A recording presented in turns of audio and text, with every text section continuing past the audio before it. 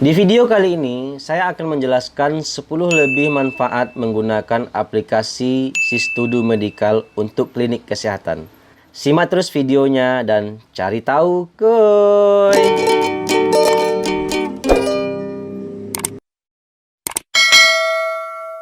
Selamat datang di Bang Omen YouTube channel.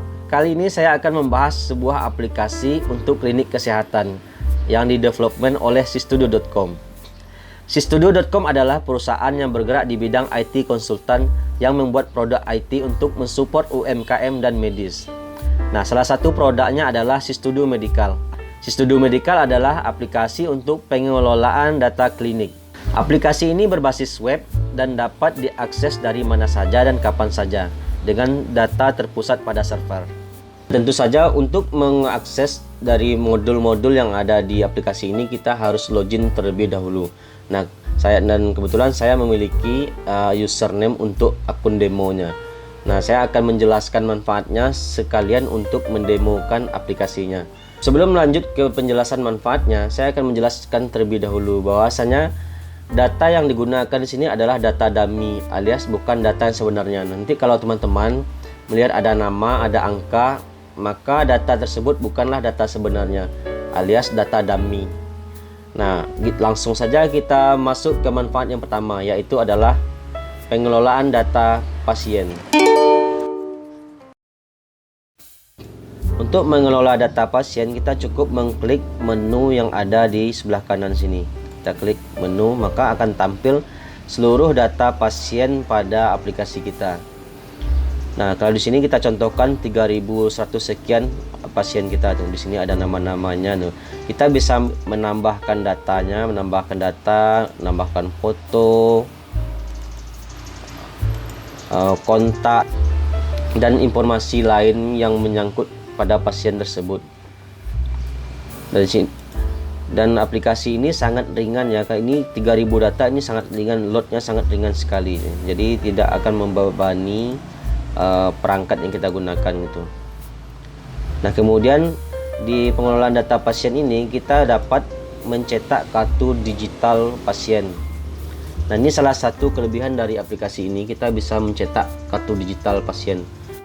Jadi kita nggak perlu lagi untuk mencetak fisiknya, cukup mencetak dari yang digital saja. Kan sekarang udah zaman digital ya, jadi nggak perlu pakai kertas lagi, sehingga meminimalisir penggunaan kertas gitu. Nah, manfaat berikutnya adalah pengelolaan data petugas medis. Nah, untuk mengakses data petugas medis kita cukup dengan mengklik tombol atau menu yang berada di kanan bawah seperti di layar. Kita klik. Nah, begitu kita klik, sistem akan menampilkan data dari petugas medis yang ada di database kita. Di sini kita contohkan ada 12 data ya. Dan di sini kita bisa menambahkan data petugas medisnya, bisa menambahkan foto, memberi nama, misalnya DRG Indah Rahayu misal. Ya, bagian dari dokter gigi itu, ini nomor kontaknya, ini nomor teleponnya, apakah data ini ditampilkan untuk umum atau tidak. Nah, ini maksudnya teman-teman, di sini ada pemilihan apakah data ini ditampilkan untuk umum atau tidak. Jadi kalau teman-teman memiliki website dan website teman-teman ingin membaca data dari sistem ini menyediakan API agar website teman-teman bisa mengakses data dari database teman-teman. Jadi di sini tuh makanya di sini ada pertanyaan tampilkan untuk umum atau tidak itu. Dan kemudian dia petugas bagian apa gitu, gigi dan mulut. Kemudian info lainnya, ini info lainnya ya, informasi lainnya terserah ini mau diisi atau tidak. Nah, maka kalau sudah, kita bisa menyimpan datanya dan datanya akan masuk ke dalam list database teman-teman. Nah, kemudian kita bisa melihat preview detail dari petugas ini. Kita coba tes Dr. Nuha Saputri. Kita bisa melihat data detail dari petugas medisnya, ada namanya siapa, kontaknya siapa, dia petugas di mana gitu, dan jadwal prakteknya kapan gitu. Jadi di sini kita bisa melihat jadwal praktek dari petugas tersebut. Di pengelolaan data petugas medis ini kita bisa mengkonfigurasi jadwal praktek dari petugas medis tersebut. Caranya cukup dengan menekan tombol jadwal praktek di sini. Maka dia akan membuka sebuah kalender dan di sebelah kanannya adalah list-list jadwal praktek dari petugas medisnya. Kita contohkan untuk di April. Nah, di April di sini kita kelihatan ya. Di April itu belum seberapa banyak petugas medis yang di setting jadwal prakteknya. Kita akan mencoba untuk memberi jadwal praktek pada Dr. Akbar Faisal. Ini contoh. Dr. Akbar Faisal ini praktek di bulan April itu mungkin dia di minggu pertama itu dokter tersebut masuk pagi sampai jam 15 misal ya. Kita simpan. Maka otomatis data yang kita simpan tadi otomatis masuk ke dalam list jadwal gitu, dan juga masuk dalam kalender gitu. Akan ditampilkan di kalender April nih, karena kita tadi contohkan di bulan April ya. Jadi kita bisa melihat jadwal praktek petugas medis itu di dalam kalender ini gitu. Nah, kemudian mungkin di minggu berikutnya dokter tersebut mungkin dia prakteknya di jadwal siang gitu. Nah, jadi jadwal praktek ini kita bisa per tanggal ya. Kalau di biasa itu kasusnya itu seperti ini. Petugas medis tersebut dia minggu awalnya dia masuk pagi, minggu berikutnya dia masuknya siang gitu, minggu berikutnya malam gitu. Kita bisa setting jadwal itu di sini gitu. Kita contohkan dia untuk tanggal minggu berikutnya masuknya jam siang sampai jam 9 malam. Ya. Kita simpan, maka datanya akan otomatis tersimpan di list dan di dalam kalender ini gitu. Nah, data jadwal praktek petugas medis yang kita atur di sini akan ada hubungannya dengan nanti manfaat berikutnya, yaitu jadwal kunjungan pasien.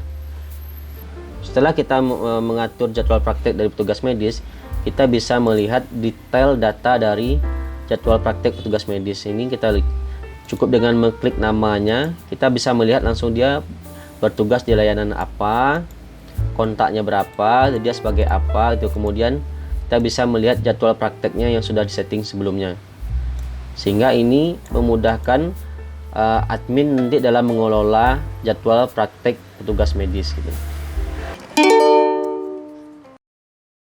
Nah, fungsi berikutnya adalah pengelolaan data kunjungan pasien. Untuk mengakses dari modul jadwal kunjungan pasien, kita cukup mengklik tombol atau menu yang berada di kanan bawah ini. Nah, setelah berhasil akan muncul halaman menampilkan jadwal kunjungan pasien, yaitu terdiri dari 3 layer sini ya. Kalau kita lihat layer yang sebelah kiri ini adalah jadwal kunjungan yang belum dikonfirmasi. Yang tengah ini adalah jadwal kunjungan pasien dalam bentuk kalender. Sehingga kita bisa melihat jadwal kunjungan pasien itu dalam satu kalender tuh, satu bulan gitu. Contohnya nih di bulan Februari, jadi kita bisa melihat nih per hari itu berapa sih kunjungan pasiennya itu. Kita bisa melihat jadwal jam berapa saja gitu. Dan kalau kita klik pada tanggalnya, itu kita dapat melihat secara detail apa keluhan dari pasiennya, itu jenis kunjungannya apa, apakah kunjungannya prioritas, kunjungan biasa atau kunjungan home care. Kita bisa memfilter dari sini. Dan jadwal dari kunjungan pasien ini bisa kita share dalam bentuk link. Nanti link ini bisa dibuka di petugas medisnya. Misal teman-teman biasanya kan kalau ada antrian pasien di layanan tertentu atau dengan dokter tertentu, itu penyerahannya dalam bentuk kertas. Nah, kalau sudah menggunakan aplikasi ini, nggak perlu lagi menggunakan kertas, cukup di share saja, maka nanti akan link ini dapat dikunjungi oleh petugas medis yang bersangkutan, sehingga nanti petugas medisnya bisa memantau atau melihat jadwal kunjungan pasien yang ditanganinya pada tanggal tertentu melalui handphone saja, sehingga nanti nggak perlu lagi kertas-kertas lagi gitu. Nah, kalau untuk yang sebelah kanan ini adalah data daftar kunjungan pasien yang sudah dikonfirmasi. Jadi beda ya, 3 layer. Jadi ini memudahkan admin dalam pengelolaan data ini. Yang kiri ini adalah data yang belum dikonfirmasi, sedangkan yang kanan ini adalah data yang sudah dikonfirmasi. Sedangkan yang tengah ini adalah data keseluruhan dari jadwal kunjungan pasien dalam 1 bulan yang kita pilih. Misalnya ini Februari 2022, maka akan tampil semua jadwal kunjungan pasien yang diregistrasi dalam bulan ini gitu. Kemudian di sini kita dapat menambahkan jadwal kunjungan ya. Dapat menambahkan jadwal kunjungan. Tinggal cari pasiennya. Itu umpamanya saya contohkan sini, ini Aini Akila Putri. Kita contohkan ini pasiennya gitu. Nah, di sini kita dapat memilih pasien ini registrasinya via apa. Ini maksudnya seperti ini teman-teman. Kan sekarang ini sudah banyak sekali ya. Sudah banyak sekali layanan kesehatan di luar sana yang sifatnya gratis ya. Kita bisa mendaftarkan jadwal kita di layanan tersebut sehingga nanti pasien dapat registrasi melalui layanan tersebut gitu. Nah, di sini kita dapat memetakan atau kita dapat mendokumentasikan pasien yang kita daftarkan di sini. Itu dia mendaftar ke klinik kita tuh melalui channel apa gitu. Melalui layanan aplikasi apa tuh. Mungkin GrabHealth mungkin, atau Halodoc, Klik Dokter mungkin, atau registrasi di tempat. Nah, ini manfaatnya adalah nanti teman-teman dapat membedakan nanti ini pasien ini datang ke klinik kami menggunakan layanan apa gitu. Nah, kemudian di sebelah kanan ini kita dapat menentukan pasien ini apakah kunjungan biasa, kunjungan prioritas, atau kunjungan home care gitu. Kita dapat men-set tanggal kunjungan pasien, jamnya, dan menitnya gitu. Ini yang di sini kita juga dapat menanyakan keluhan pasien, umpamanya perut saya sakit sejak 3 hari yang lalu misal ya. Kemudian dengan keluhan ini kita bisa menentukan dia masuk ke layanan apa itu. Kita contohkan sini poliklinik umum ya. Kemudian kita bisa menentukan siapa tugas medis yang menangani. Nah, misalnya teman-teman, umpamanya jamnya ini jam yang tidak ada tugas medisnya, maka aplikasi akan otomatis memberi catatan atau notes di sini tidak bertugas pada jam tersebut. Ini dikarenakan jadwal kunjungannya pada tanggal ini 4 Maret kemudian jam 5 pagi. Kebetulan dokter yang piket di jadwal tersebut tidak ada tuh, maka aplikasi akan otomatis memberi note yaitu petugas medis tidak bertugas pada jam tersebut. Tapi kita bisa melihat di sini dia mulainya tugas jam berapa sampai jam berapa, sehingga kita dapat mengganti jam kunjungannya. Jadi aplikasi ini sudah smart ya. Jadi dia selain dari mendokumentasi dalam bentuk data, menyimpan data, dan aplikasi ini juga dapat memudahkan admin dalam pengisian data. Kita contohkan sini ya. Dr. Samsul Bahri. Ini home care, kita pilih aja dulu kunjungan biasa. Kemudian kita pilih ruangan, dia ditindak ruangan apa itu. Ruangan melati misalnya. Ini deskripsinya bisa diisi, bisa enggak ya. Ini hanya info tambahan aja. Ini info tambahan saja.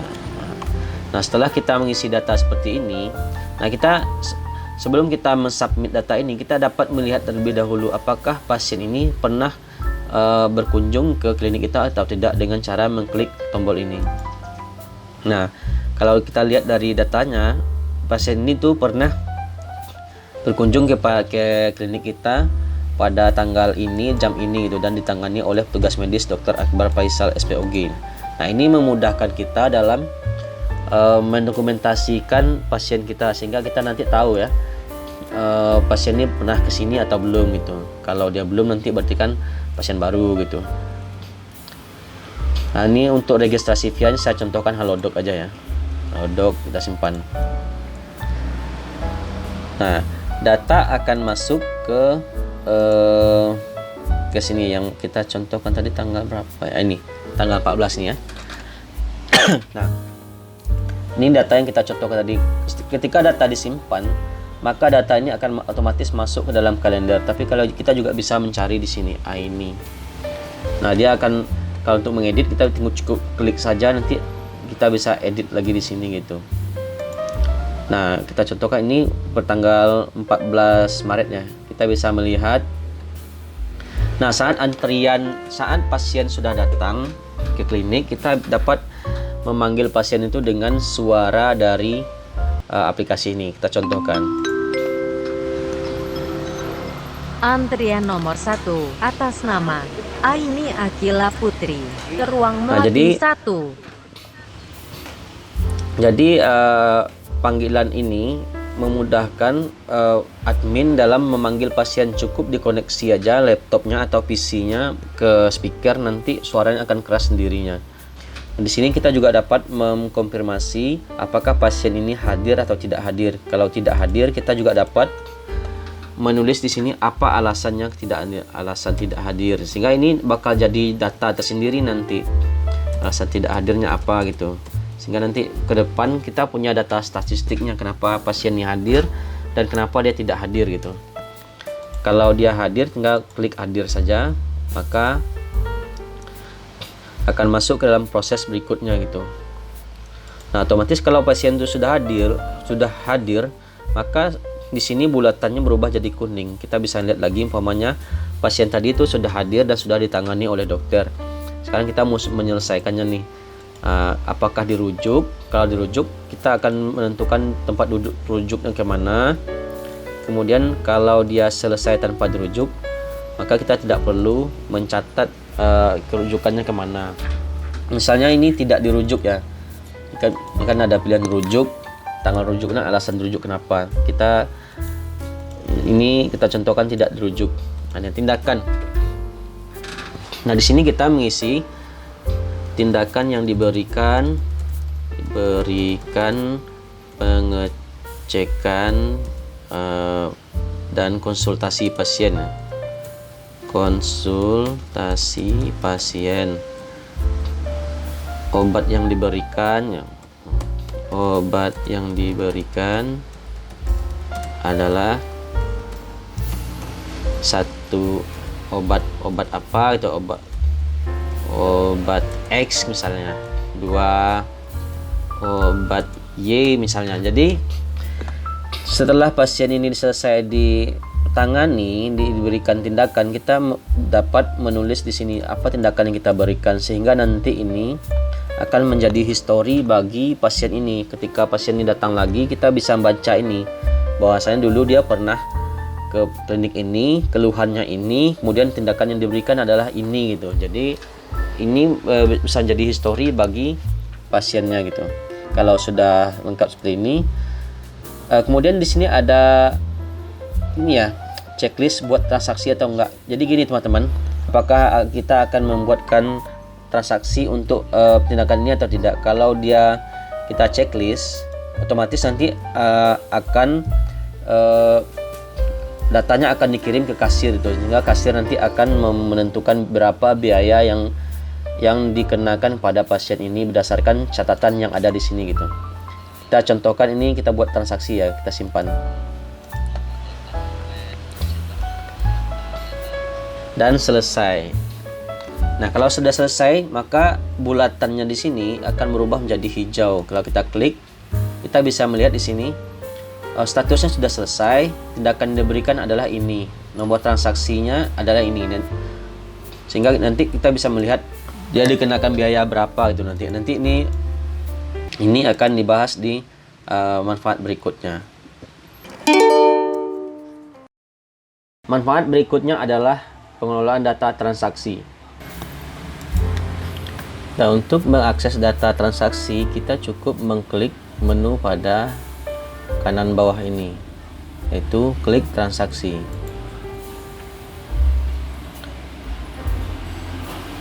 Nah, kemudian akan ditampilkan data-data transaksi yang telah lampau. Semua data transaksi akan ditampilkan pada halaman ini. Kalau kita ingin menambahkan transaksi, cukup mengklik tombol tambah transaksi di sini. Nah, ini adalah halaman transaksi atau halaman kasirnya itu.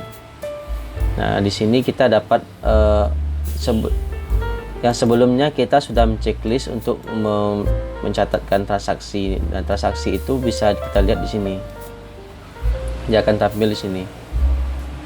Pesanan lain. Nah, tadi kan kita menceklis tuh, kita buatkan transaksi, maka transaksi tersebut akan otomatis dibuatkan dan akan tampil di sini. Kalau kita pilih tindakan medis, yang catatan tindakan medis yang kita tulis sebelumnya akan tampil datanya di admin, sehingga admin akan memudahkan untuk memberi tarif atau biaya yang dikenakan pada pasien tersebut. Misalnya ini obat X ini cukup diklik obat X-nya, nanti berapa jumlahnya, apakah satuannya apa, satuan botol, kemasan 60, simpan.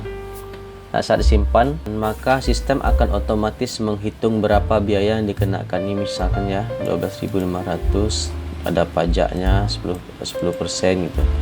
Kemudian obat apa lagi, misalnya pasiennya paket melahirkan sesar, ini misal ya, per paket 20.800 sekian. Kemudian kita menentukan siapa dokternya, mungkin dokter Akbar Faisal gitu, dan simpan. Maka sistem akan otomatis menghitung berapa total biayanya. Nah, kalau sudah seperti ini, kemudian lanjut ke pembayaran. Maka pilih di sini menu, ada pembayaran. Pembayaran ini bisa bisa banyak pembayaran, tinggal dikonfigurasi aja nanti. Nah, kebetulan di sini kita tesnya menggunakan cash, total 22.800 sekian. Anggap uangnya 23 juta. Maka kembali segini, simpan. Nah, kalau setelah biayanya lunas dibayarkan, maka akan ada pertanyaan apakah ditutup pesanan atau tidak. Ini maksudnya kalau tutup pesanan berarti dia close order istilahnya. Kalau dia tidak, berarti bisa menambahkan item lainnya itu. Kita contohkan aja untuk ya tutup pesanannya. Kemudian akan otomatis nota akan otomatis dibuatkan itu. Dari sini kalau kita lihat baca notanya, di sini ada klinik pertama si studio demo pada header, kemudian ini juga ada nomor notanya, ini jumlahnya dan totalnya, pembayarannya segini, dan sisa tagihannya 0. Nah, untuk nota ini bisa dicetak dengan dua cara ya. Pertama, nota kecil kita cetak ke printer pos ya, cetak.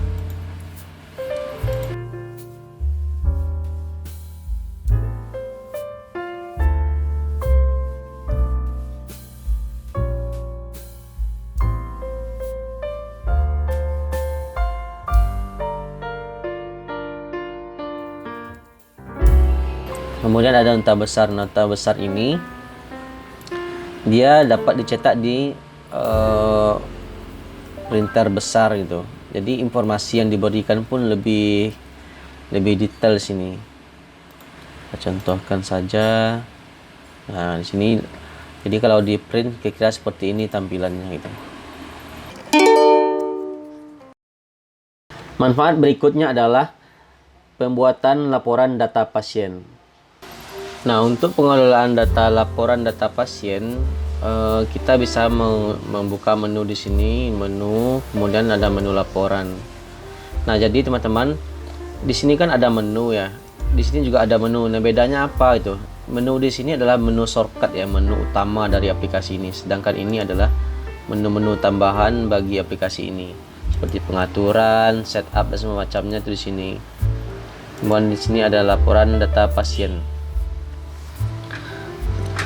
Nah, untuk laporan data pasien kita dapat melihat di sini ya, kita punya 3177 data pasien. Di sini kita dapat melihat pertumbuhan pasien kita per berapa itu. Kalau kita lihat di tahun 2019 kita memiliki data pasien 364, kemudian di tahun 2020 naik, tahun 2021 naik, akhirnya muncak pada tahun 2022. Kita juga bisa melihat nih di tahun 2022 nih kapan peningkatan pasiennya paling banyak. Kita bisa melihat di sini, cukup mengisi tahun di sini kita bisa mendapatkan datanya. Nah, kalau kita lihat nih di bulan Januari dan Februari ini, kita mengalami peningkatan jumlah pasien itu sekitar 2000 sekian. Jadi data ini adalah data analitik ya. Jadi kita punya sistem aplikasi klinik, bisa pengolahan data pasien. Endingnya kita memiliki data analitik bagi data pasien kita itu. Nah, kemudian di bawahnya kita bisa melihat berapa jumlah data pasien kita berdasarkan umur ya. Kalau kita lihat di sini, untuk data pasien yang paling banyak itu adalah di umur di bawah 1 tahun ya, ini 0 sampai 1. Jumlah pasien dengan umur 25 sampai 26 itu ada 76 ya. Jadi ini grafik ya. Jadi kita bisa melihat nih berapa jumlah pasien berdasarkan umur gitu. Kemudian laporan ini bisa di download by Excel ya. Sehingga nanti data ini bisa digunakan sebagaimana mestinya gitu.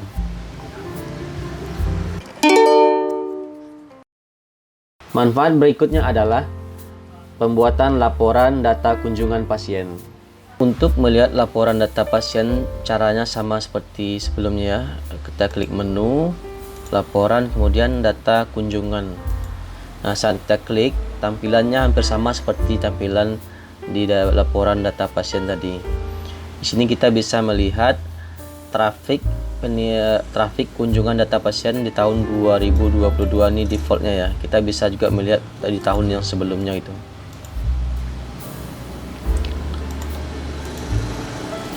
Jika kita lihat di sini, Januari ke Februari dan Maret itu mengalami penurunan kunjungan data pasien gitu. Jadi ini bagus bagi klinik kita untuk mengkaji kenapa hal ini terjadi gitu. Kita juga bisa melihat data kunjungan pasien dalam tahun 2022 ini berdasarkan umur. Jadi kalau kita lihat di sini, jumlah data kunjungan pasien berdasarkan umur itu yang terbanyak itu di umur di bawah 1 tahun, yang kedua itu umur 32 sampai umur 33. Kemudian di sini juga kita bisa melihat layanan apa yang paling diminati pada tahun 2022 ini. Kalau kita lihat di sini itu baby spa ya, baby spa yang paling diminati. Kemudian EGD 24 jam, poli umum, poli kebidanan kandungan, gigi dan seterusnya. Nah, sama seperti tadi, data ini bisa diekspor dalam bentuk Excel. Nah, kemudian nanti bisa digunakan sebagaimana mestinya ya. Itu untuk bikin laporan lanjutan nanti, data itu sangat bermanfaat. Manfaat berikutnya adalah pembuatan laporan transaksi. Caranya tetap sama, klik menu, kemudian ada menu laporan transaksi. Nah, ini adalah laporan transaksi berdasarkan periode defaultnya itu adalah 1 tahun ya. Di sini kita bisa mengubah ini, mungkin ini kan dari ini setahun ya. Kita bisa merubahnya mungkin dalam 6 bulan aja gitu, bisa gitu. Umpamanya ini dari 4 Maret sampai tanggal ini gitu. Nah, di sini kita bisa melihat ya, ini grafik per tanggal. Jadi kita bisa melihat nih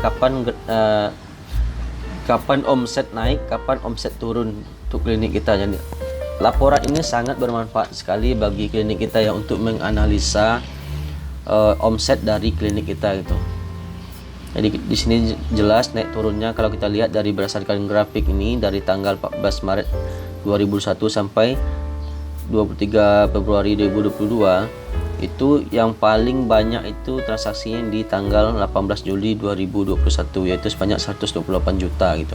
Nah, ini datanya misal ya, ini datanya contoh semua tuh. Kita juga bisa melihat sumber pesanan kita. Nah, ini dia. Kalau kita menggunakan aplikasi lain, aplikasi layanan kesehatan lain seperti Grab Health itu atau Halodoc itu, jadi nanti bakal ada laporan tersendiri ya untuk Ini contoh aja nih, ada Bukalapak juga nih. Ini contoh ini kalau kita lihat di sini yang paling banyak itu pesan di tempat nih. Nah, 391 juta gitu. Jadi kita bisa melihat sumber pendapatan kita itu di pasien kita, sumber pendapatan kita itu sumbernya dari mana gitu. Apakah dari Halodoc, Halo Dokter, atau layanan semacamnya sejenisnya gitu. Kita juga bisa melihat di sini total jenis layanan kita yang paling diminati atau yang paling laku atau yang paling besar nilai omsetnya.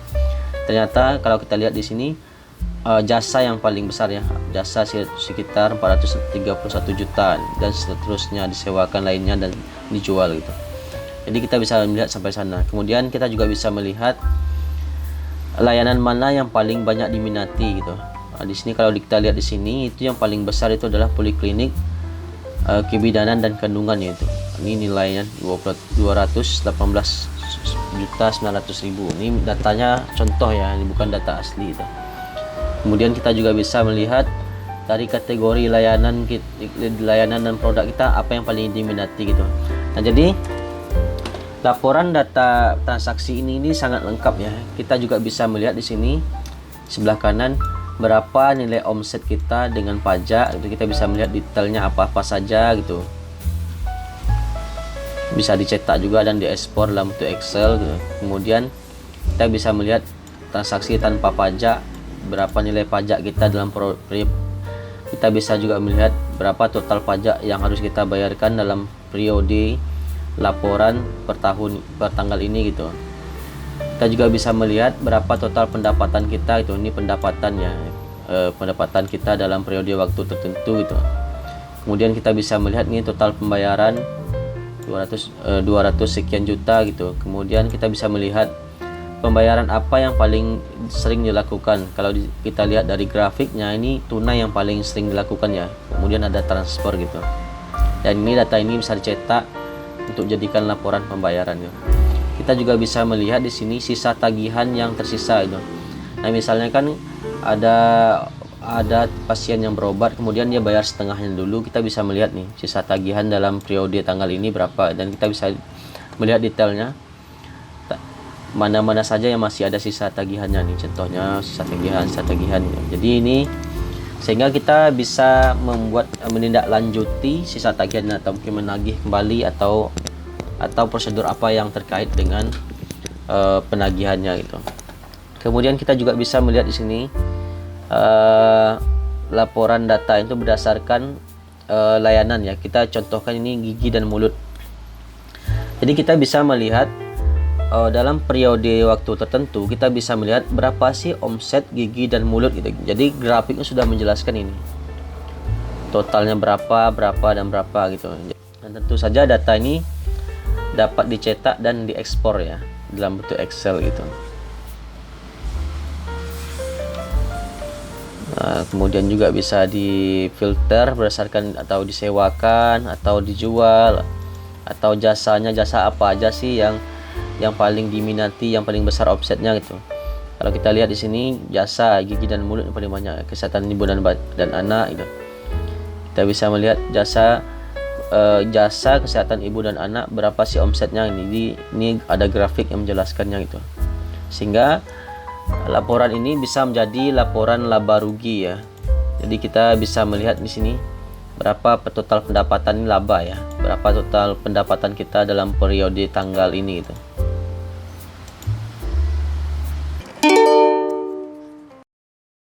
Manfaat berikutnya adalah aplikasi ini dapat mensupport sistem medis lainnya. Misalnya, klinik teman-teman bekerja sama dengan Halodoc atau Halo Dokter, Klik Dokter, atau aplikasi-aplikasi sejenis. Nah, aplikasi ini dapat membantu teman untuk memanajemen itu semua. Sehingga nanti endingnya teman-teman akan tahu mana pasien yang bersumber dari Halodoc misalnya, mana pasien yang bersumber dari Klik Dokter itu, atau Halo Dokter gitu, dan aplikasi lain sejenis gitu. Manfaat berikutnya adalah profile online. Profile online adalah jadi data yang teman setup di aplikasi ini itu dapat teman baca di website teman-teman. Nah, kebetulan kami punya source source code untuk website, dan ini akan kami bagikan gratis untuk teman-teman pengguna aplikasi ini. Nah, nanti teman-teman cukup membeli domain sama hosting, maka teman-teman sudah memiliki website klinik untuk klinik teman-teman gitu.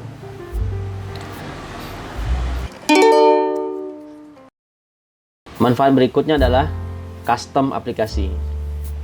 Kami menyadari tidak semua klinik itu sama bisnis prosesnya. Mungkin ada yang standar bisnis prosesnya, atau ada yang lebih ribet lagi, atau apapun. Jadi aplikasi ini dapat di custom sesuai dengan bisnis proses yang sedang teman-teman jalani di klinik teman-teman. Sehingga jangan takut teman-teman, ini kan aplikasinya flat gini, sedang kami bisnis proses kami beda. Tenang, kami bisa dapat menyesuaikan aplikasi ini dengan bisnis proses teman-teman. Dan terakhir sebagai penutup, tadi kita sudah berbicara 10 lebih manfaat dari aplikasi SIStudio Medical ini. Kemudian pasti teman-teman bertanya, berapa sih biaya untuk menggunakan aplikasi ini? Kalau tebakan teman-teman adalah jutaan atau puluhan juta, teman-teman salah. Untuk teman-teman dapat mengakses aplikasi ini dan penerapannya di klinik teman-teman cukup membayar dengan harga mulai dari 200.000 per bulan. Murah bukan? Bayangkan kalau teman-teman yang membangun aplikasi ini bisa dalam waktu 1 tahun mungkin, kemudian dengan biaya yang tinggi gitu. Nah, sekarang teman-teman nggak perlu repot lagi untuk membangun sistem untuk klinik teman-teman. Cukup menggunakan aplikasi ini. Kami yang maintenance aplikasinya, kami yang maintenance data teman-teman, sehingga teman-teman bisa aman dan nyaman dalam menggunakan aplikasi ini. Nah, untuk informasi lebih lanjut, teman-teman bisa menghubungi kontak yang kami sertakan di kolom deskripsi. Nah, kalau teman-teman berminat dengan menggunakan aplikasi ini, teman-teman bisa mendaftar melalui link bawah ini. Sekian dulu video ini, mungkin udah kepanjangan banget ya. Sengaja video ini saya bikin panjang agar teman-teman bisa mengerti apa sih manfaat dari aplikasi ini. Terima kasih bagi teman-teman yang sudah menyimak video ini, dan mudah-mudahan aplikasi ini cocok bagi teman-teman. Terima kasih sudah menonton. Assalamualaikum warahmatullahi wabarakatuh.